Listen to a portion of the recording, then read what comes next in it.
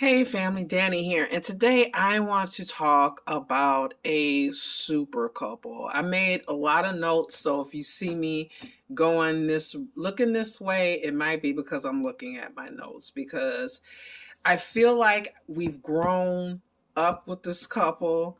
If you've been watching these movies, and who am I talking about? Well, I'm talking about Dewey and Gayle from Scream. One, two, three, four, five, and well, one of them did not appear in the latest film, but we won't talk about that. But let's talk about this couple. Let's talk about Courtney Cox. At one point, it was Courtney Cox Arquette, and we'll get into that, and David Arquette, who plays Dewey. And who are these people? Well, Dewey is a resident of Woodsboro. Woodsboro is the quintessential town like Springwood was for Nightmare on Elm Street, where everything just went down. And it's where the murder started. It's where everything always leads back to. It always leads back to Woodsboro, no matter what happens. There's always some type of connection, even to this day with the newer films. So he was the deputy. He started off as a deputy. His sister is Tatum, who was played by Rose McGowan. Tatum was Sidney Prescott's, Miss Neve Campbell's best friend. So Dewey is like an older brother also to Neve Campbell in these films, and their relationship just, you can see that as it goes along. They get closer as, she grows up, because there's that little age disparity when they're like in high school and he's 20 something, and then they catch up and now they're really more like a big bro, little sister type thing. Where does Gayle come in? Well, when these Woodsboro murders begin, when we get the first Ghostface murders in the beginning, of course, Gayle comes because she's an up-and-coming reporter. She's cutthroat. Now, if you grew up in like the 80s and 90s, you know about Hard Copy, Current Affair. You remember Bill O'Reilly before he was on Fox, when he was on Inside Edition and all that good stuff. And there were all these tabloid shows. I think Deborah Norville had one. And this was like a whole industry, because we didn't have the internet. You couldn't just jump on Instagram or Google this or see what the chatter is on Twitter or X or whatever we want to call it today. You had to look at these shows.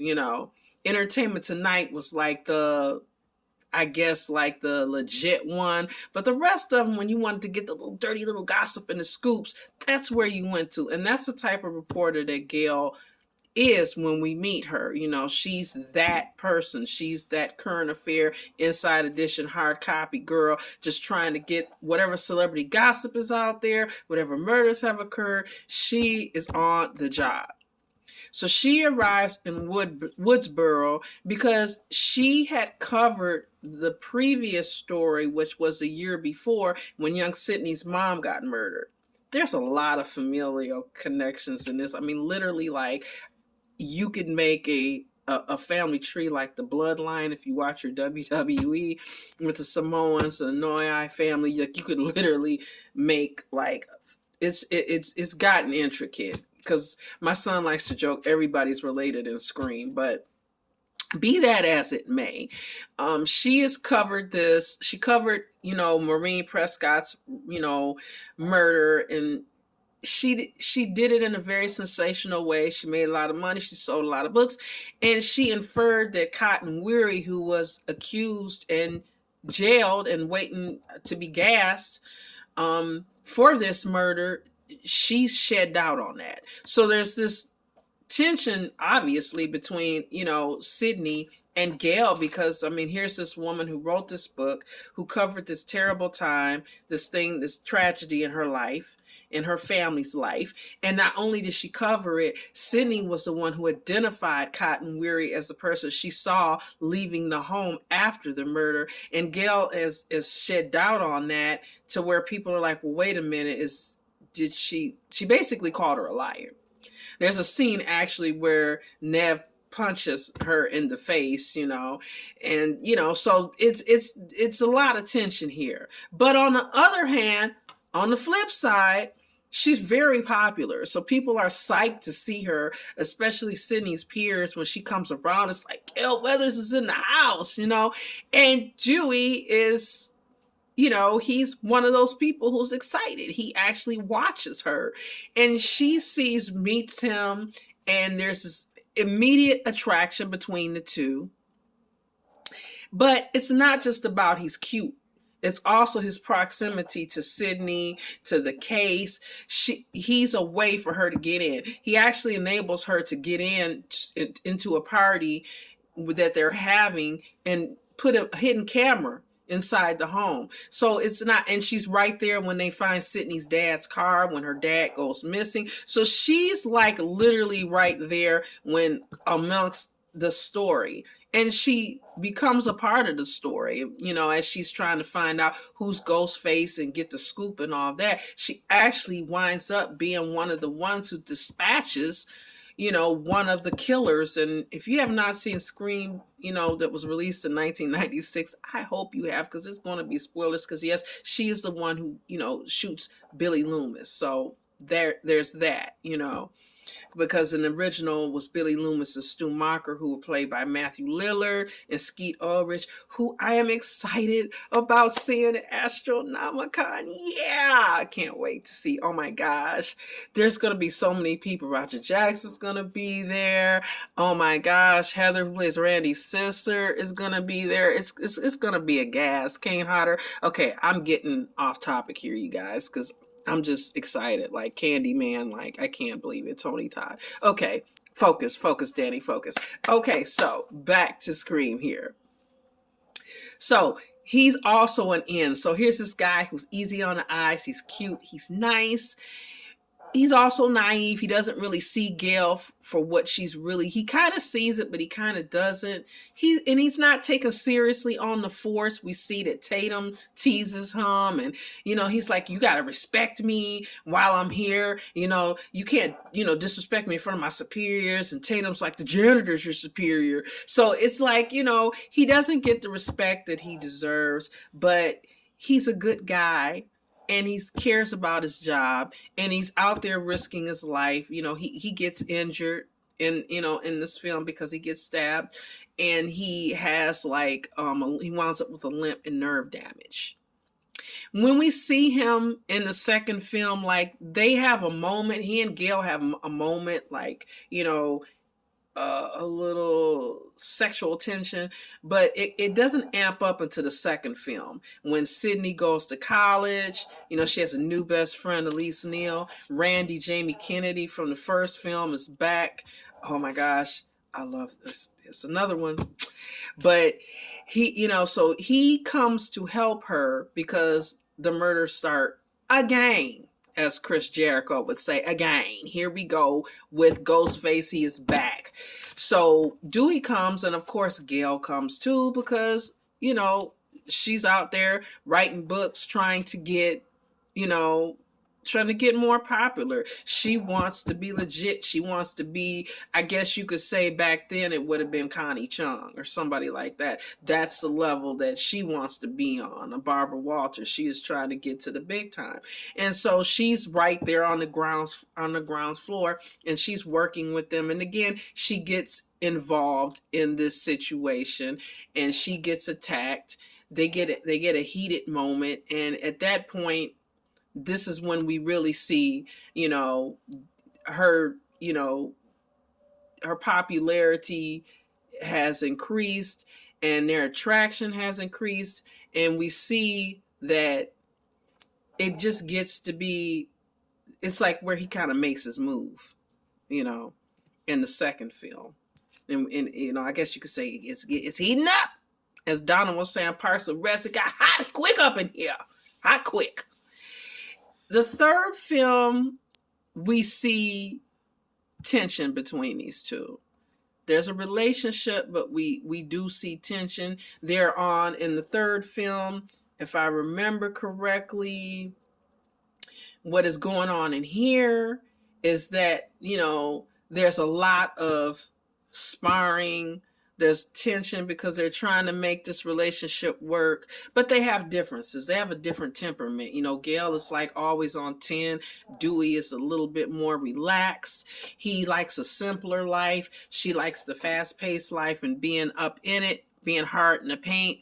But again, you know, they're making this film a stab, because they've started these stab movies, and she gets involved in the production because, again, here comes some more murders again, another connection again. We found out that Maureen Prescott, Sydney's mom, went to Hollywood and decided to become an actress and went to a wild party and had an illegitimate son. Is like I said, the familial connections in this films are crazy.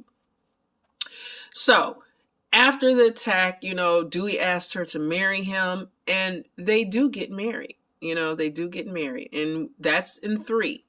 So we're seeing the beginning of this relationship, the little buds of it, and then we see it flower, and then we see it heat up, and then now we got love and marriage, right? No baby carriage. In real life, we did get a baby carriage, though, but not in the films. By the time we see them in part 4, they're settled in Woodsboro. Gayle is trying to write fiction books. She's trying to do something different. She's having writer's block. There's a lot more tension between these two. They've been married 10 years.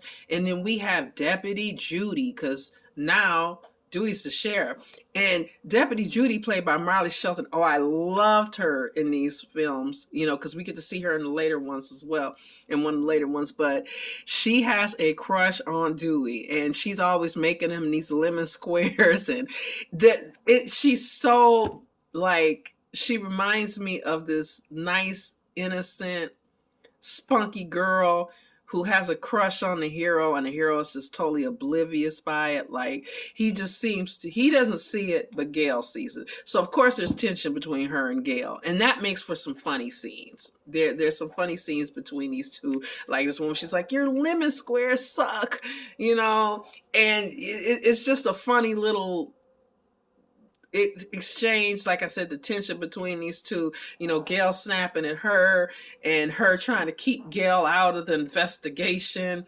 It's just funny. So it's just another kind of monkey wrench in this relationship that, you know, it's kind of, you know, their love is there. It's like the puzzle pieces are all there, but for some reason they're just not fitting. And I think a lot of it is just temperament, because the love from day one that you can see these two people loved each other. By the time we see them in the next film, they're divorced. You know, Dewey is off the force. You know, he seems to have a drinking problem. Gayle has went to New York and is super successful and doing great. And when she comes back to Woodsboro, because there's some more again, you know, you just can't somebody's got to put on that mask. Somebody has got to put on that mask every few years. It's freaking amazing. But by the time we get to this, she comes back, but she tells him mainly it's for you. And he's very, at this point, he loves her. Like he still has her picture up. He watches her every morning. You know, when our new characters come in, you know, Sam to knock on the door to, you know, get his help because of these murders. And, you know, the one Sam who we find out is Billy Loomis's long lost daughter. Again, like I said, this is like a soap opera, but he's watching her. He's like, I was in the middle of doing something important and was watching her show. And as you know, if you've seen the newer films, you know that Dewey does not make it through. And that scene where she finds out and she just, you know, like collapses is heartbreaking. Like, it's very, very heartbreaking and very, very real. And you see Sydney, Nev Campbell comforting her. Sam is comforting her. Jake Quaid, who, you know, is fake comforting her. We found out later. That's another story. I hope you've seen the film. But it's just, it's a conclusion of a story that you hope these people would somehow find their way back to each other. but and it's just their difference. It's just little things like, can you be happy in a small town? You know, can you be happy with somebody who wants to always be in the thick of things and is always on and always aggressive? You know, just can, even though the love is there, can you balance out the temperament? I mean, this, like I said, this is still, even though they didn't make it all the way, this is again, like Nancy and Glenn, one of my favorite couples. It's one of my favorite things about these films, watching these two together. The fact that they were married in real life and they actually divorced during the time that they made these films. And you don't miss a step on screen. Their chemistry is still there. When they're portraying the love, it's still there. When they're portraying the tension, it's still there. The anger, it's still there. The vulnerability, it's still there. Is amazing that these two people, when you think about these two people met, got married, had a kid, got divorced, all during this time period. During it overlapped during some of these films.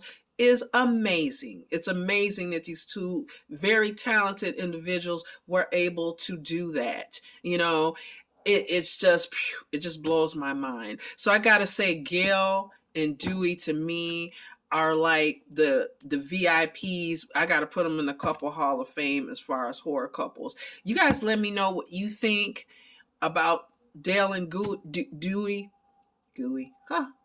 It is in like and subscribe, and talk to you guys soon. And as always, stay different. Bye.